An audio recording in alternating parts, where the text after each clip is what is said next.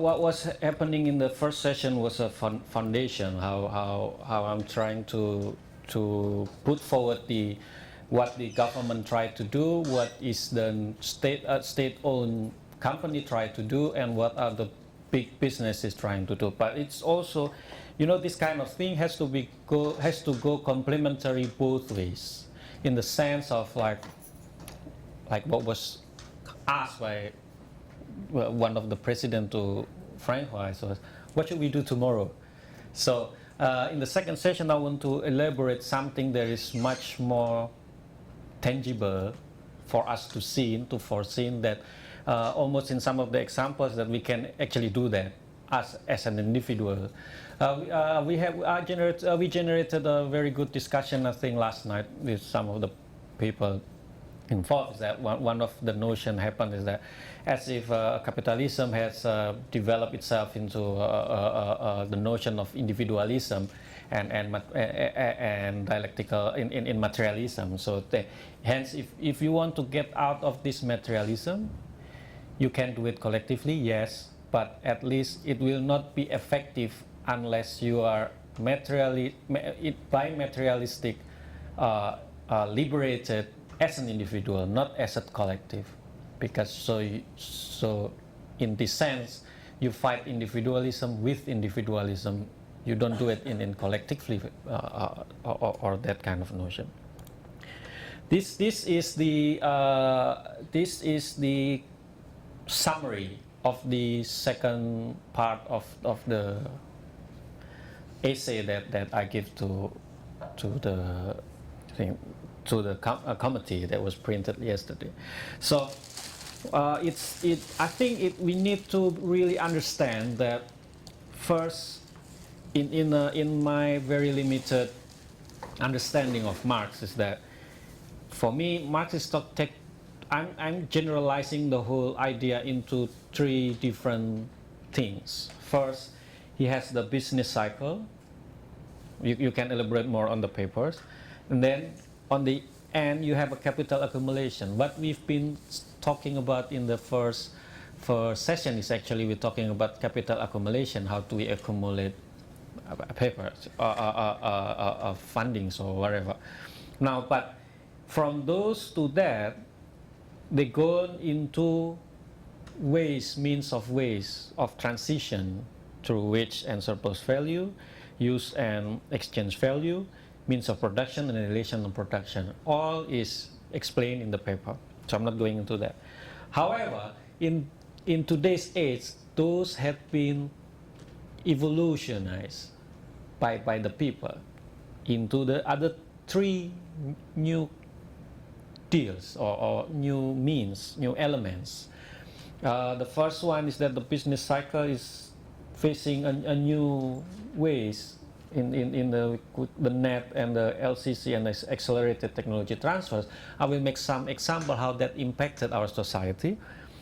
And a capital accumulation is having a labor flight, currency deviation, and reverse engineering. Through that, we use the three kind of creative suspensions. Bad or good, I don't know, but it's credit card bubbles and derivative markets. Okay, let's just go directly to it. Okay, first I want to go into this one, but I'm not going to elaborate it because I think you can find it in the Global University video, I'm sure, because it was my talk in Bandung last year. But I just want to put forward the theoretical foundation of what they call, since not most of you are not economists, what they call the bottom of the pyramid, the BOP economy, which is like the fourth frontier, the newest kind of thing in the commerce. So in the past few days we've been talking much on the microeconomic level. Now I'm trying to bring it down to the very micro, which is in regard to not to the political economy side but to the business side. So what they're trying to do is that they're trying to use these 3 billion people who live in less than $2 and $2.50 a day, and multiply it. So it's okay. So end of the a long story short is that the BOP capture emerging market momentum for volume-based commerce. Idea is that revenue generated from slight profit margin operation engaged in very large volume, so ever-growing population of southern region might overcome even the high profit because you are multiplying it, even if it's small profit. However, the capital flow that operates scale is not necessarily changing much. Why? Because the countries that came flooding the south was mostly northern based. Hence, and I remember Erebus had also mentioned this, through derivative markets, it comes back to the stock exchange and go back to the north. So basically, we're just an ATM, nothing more than that.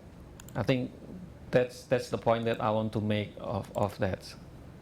Now, let's go to something that might make you feel ridiculous. I will start with a micro do-it-yourself. It's happened with this kid. When he started, he was 17 years old. He has a YouTube channel, and he called himself the Scarf industry in regards to the Iron Man Stark industries.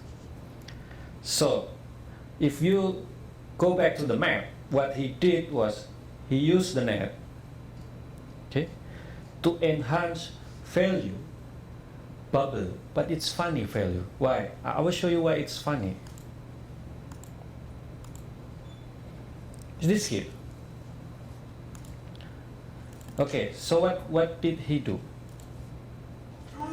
Okay, I will translate it. We're not going to watch the whole thing. I'll just go to the very important one. I need to cheat because I wrote the cheat. Okay, start on 8:25.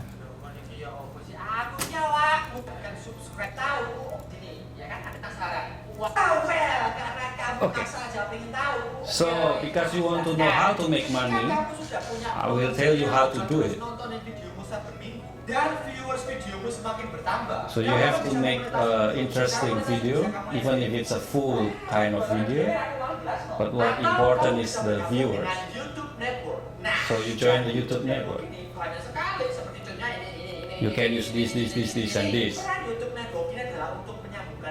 So what does it do is it connect you to YouTube as a company so that you can make money out of it. Okay, I will explain how it works. You got it from advertising. So you sometimes have it here or there or there. So you get paid because of those advertisements. In terms of CPM. So every 1,000 viewers, you got $1 to $10. One if it's good market, 10 if it's bad market. The other way around. So total viewers divided by 1,000 times by $1 to $10. But when you're in the YouTube network, they will ask for 20% compensation. Okay, that's about it. Let us calculate it. This guy that started the business when he was high school, he got, in average, because it was like so stupid videos that he posted, and people are sarcasm. So you don't know, they're being sarcastic to him, but it doesn't matter to him because what he needs is the viewers. So he made in average 400,000 views per video, divided by 1,000 times $1. That's in the minimum payment because $1 to $10 times 80% because they got 20% the operator, and comes to $320 plus or minus 4 million rupiah per week.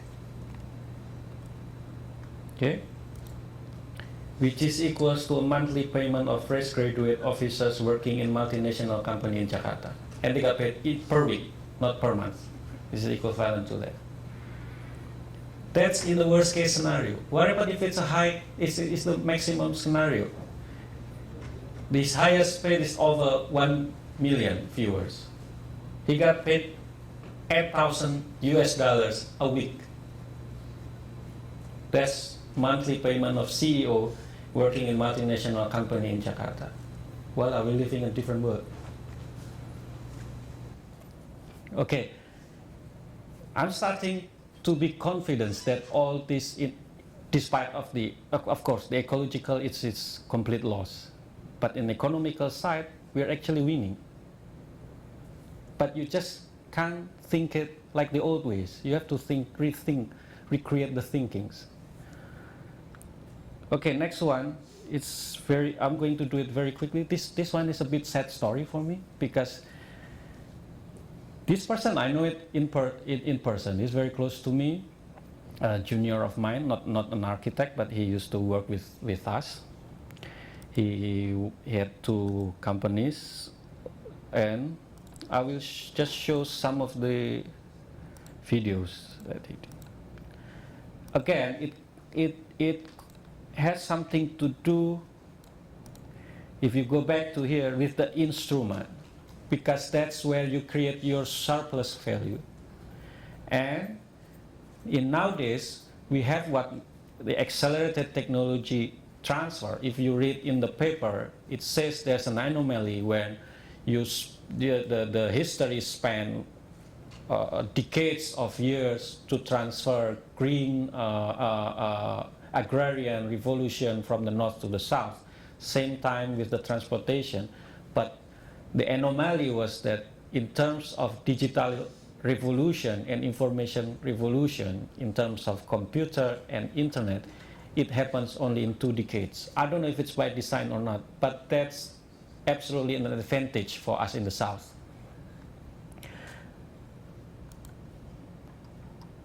So, how does it work?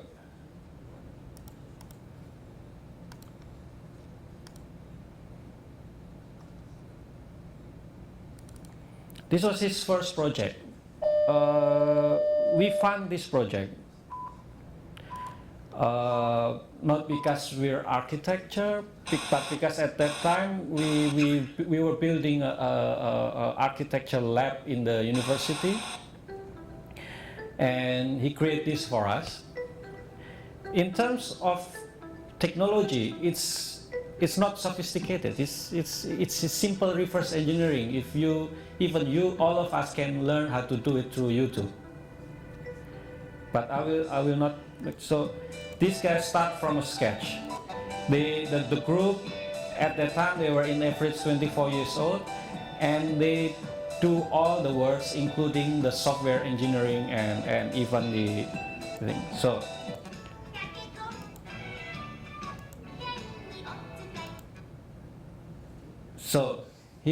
what he made it's not a new thing. He didn't invent this. So it's a reverse engineering. So he created this thing so that back in the years in our architecture lab, we can have this huge thing, and I can write on it, and I can erase it, and it's multitasking. You can do whatever you want with it.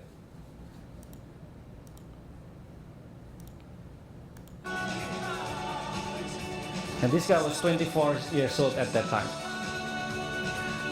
And you know how much it cost? It cost 2.5 million rupiah. It's very cheap. In the market, it was already readily available at that time. It cost 35 million rupiah.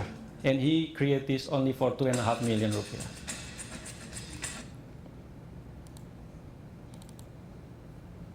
And then we connect him to one of the industry. It was like a theme park industry, because we just had a project in the theme park.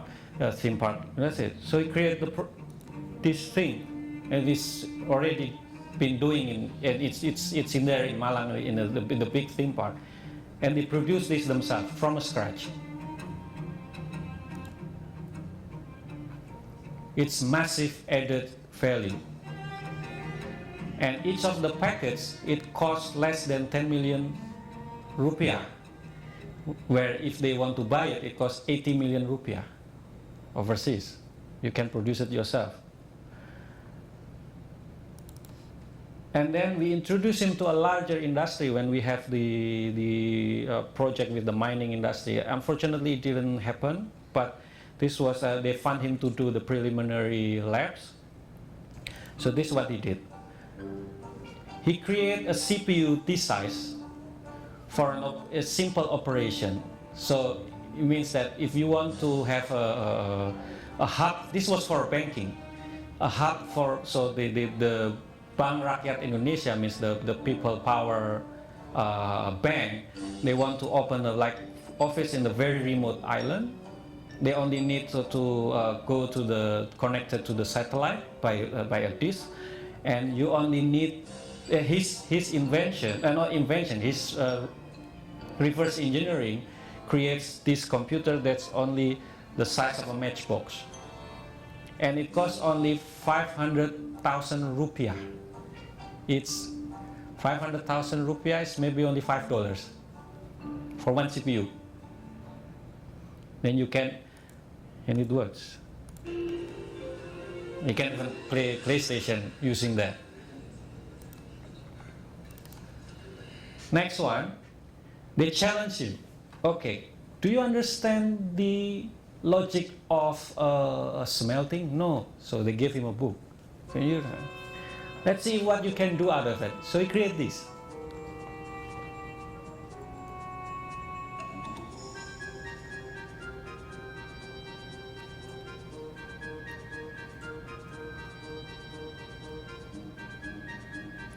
This is an 60 watt induction. 60 watts is very, very low energy.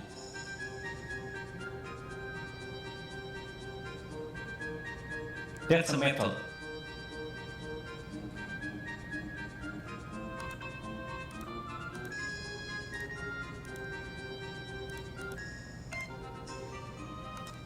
He actually created a smelter in a very small scale.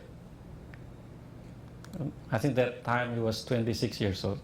Okay, so I'm now going to the sad story.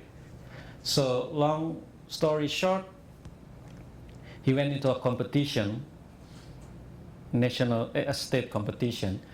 It's an IT competition, you know, this electronic guy and an IT guy. So his proposal was a Tanah Air, Nusantara.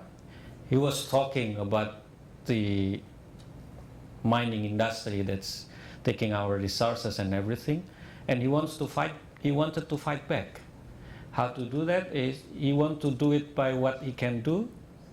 He wants, because in Indonesia there are so many traditional games and manual games, and he wants to create that in digital so that people can be reintroduced into these games so that they are not lost at home. So he's recreating the games. This was his, of course, his reference was very strong because they already did this at that time in the theme park. Now they want the will, they have the will to create more in the traditional cultural ways, so that he reinvents, these are his planning, reinvent the games. And they're not just engineers, they're technopreneur, because they calculated even the cost, investment cost, return and everything.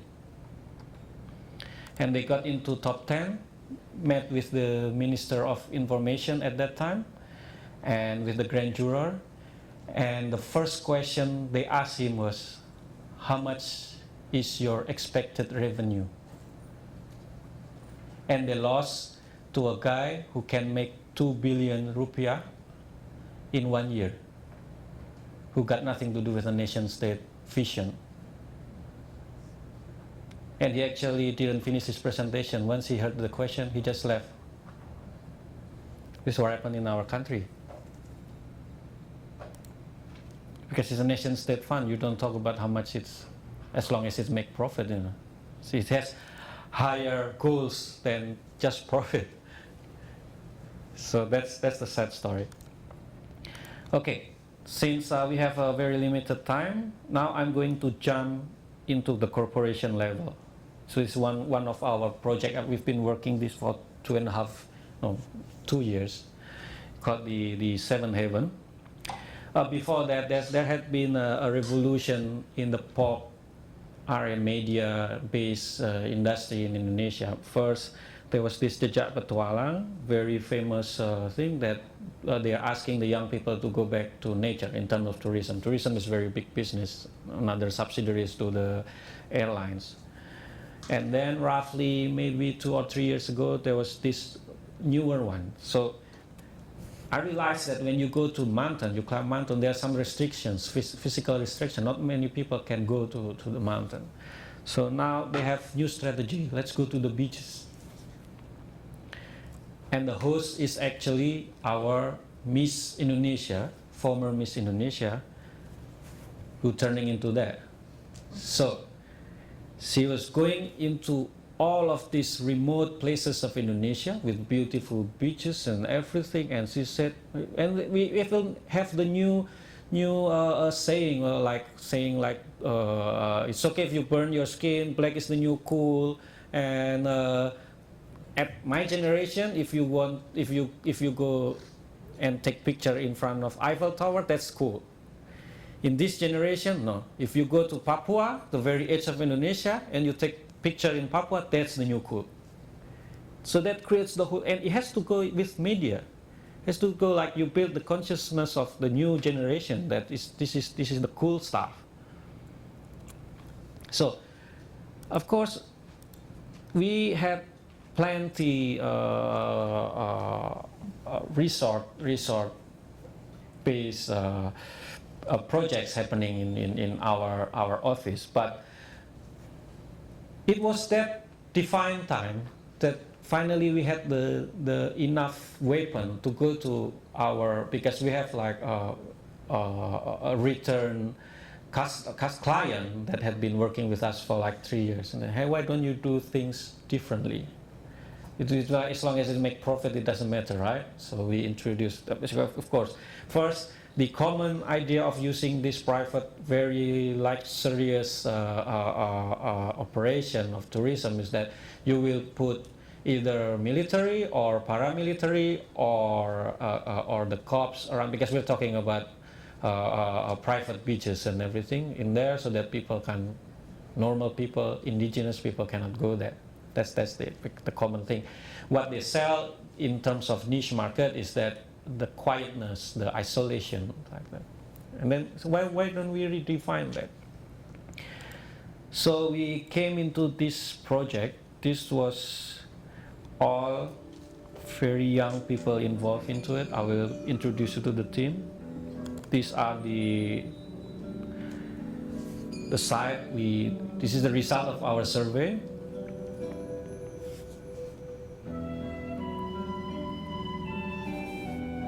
It's quite remote.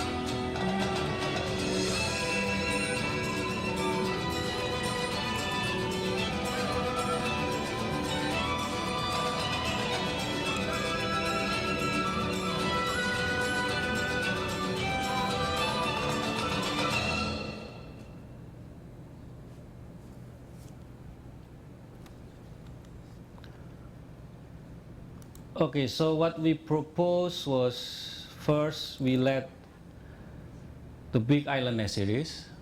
You don't do anything with it because it's an exclusive zone. And then, like the problem with the smelters, you need to make money out of it for the sake of the investor.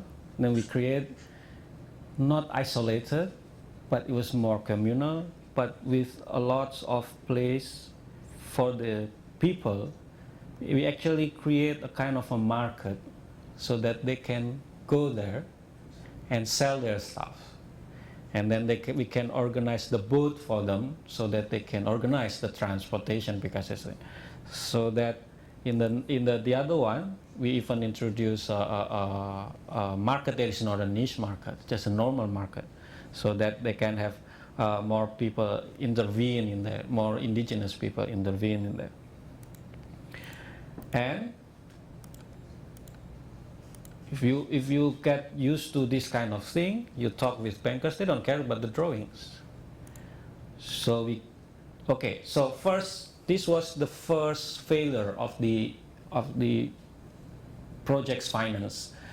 So one of our advantage or our strong point as an architect is that we provide them all the way from master plan to drawings to finance to financial engineering. So this is how it was supposed to develop, and then this is how we create money out of the thin air. Well, not out of the thin air, but more or less. So this is the initial investment. This is the second initial investment. It will build up to that, and then the result will go to the bank. From the bank, you can extract this much. It will go there. All the red one are the initial investment, and then you add up to that, and then become that, become this, become that. Add another one for that. So actually, the investor will only need to fund 1, 2, 3, 4 times until the whole operation will fund itself through a banking mechanism. And then you become white. White means you don't have to put money anymore. It will circulate by itself. It looks good, the number. And then we calculate the loan, because it's based on loan. Going back to the bank, going out, going back to the bank. And then at first the number looks good. This is monthly that they have to pay. And then you become crazy. 1.5 billion per month installment. Well, the main point is like this. We do not want people get the wrong ideas that these people that funding this project, they can build it straight away, because it's not their industry, it's a new industry. We were approaching them, why don't you just put some money in there? But in this kind of people, they don't want to disturb the liquidity, because that's the most important thing in the business, the liquidity. Okay, so I'm finishing up. So basically, if we do this, we won't have enough income to support that. So that's the first failure. So, and then we initiated the second study, which is, okay, you have to do a foreign direct investment. Then how it will work? It will work plottings and other things, and then I will go to the point where these are the numbers, and this is how we calculate the numbers. This is the most important one. Okay, so first scenario, we have 3 scenarios. The first scenario, it will return to this or this in the year 10 or 11, but the contracts are all set in 15 years. So they will get this much. Basically, the whole operation will cost only around $12 million US. It's cheap for this kind of operation. And then the second scenario is the 9th and still also 10th year. And then the third scenario is 9th and 10th year. So you get the yield is almost the same between 9th to 10th year. But what most striking is this. So What are these? This is the scenario of return of investment. Okay, 12 million, you will get this much. This is if it's good position, well, optimistic. This if it's pessimistic. This is the median. This, if you compare to a 3%, 4%, 5%, 6%, 7% bank interest per annum.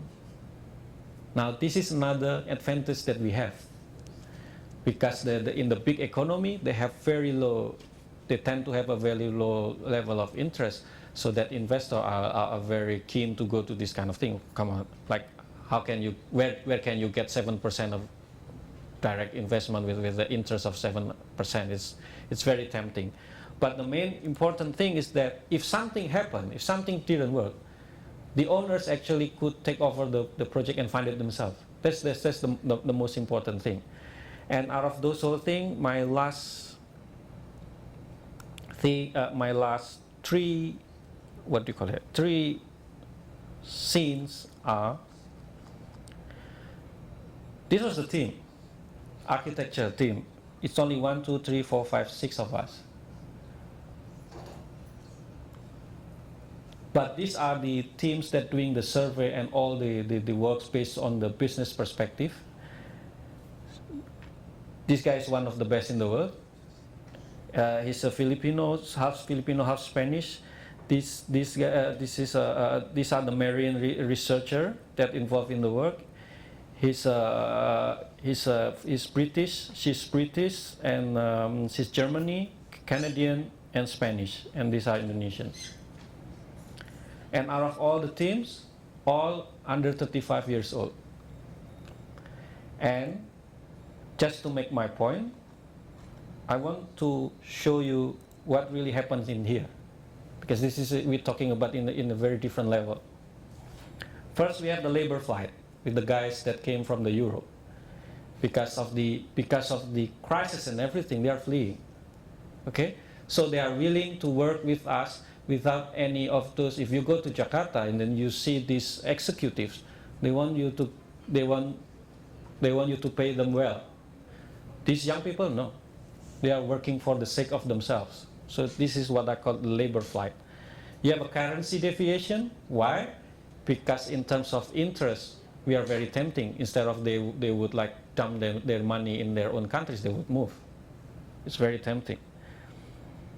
You have at first the time suspensions and value suspensions, because we're bubbling the money inside the bank to create the money out of the thin air. But then labor flight won't happen without LCC, and we wouldn't be able to produce such a convincing proposal if we haven't had accelerated technology transfer that makes it happen. So I think those are the 3 examples in different scale of the business that we could actually do here in the South, which actually you can't do in the North, because we have all the advantages. Thank you.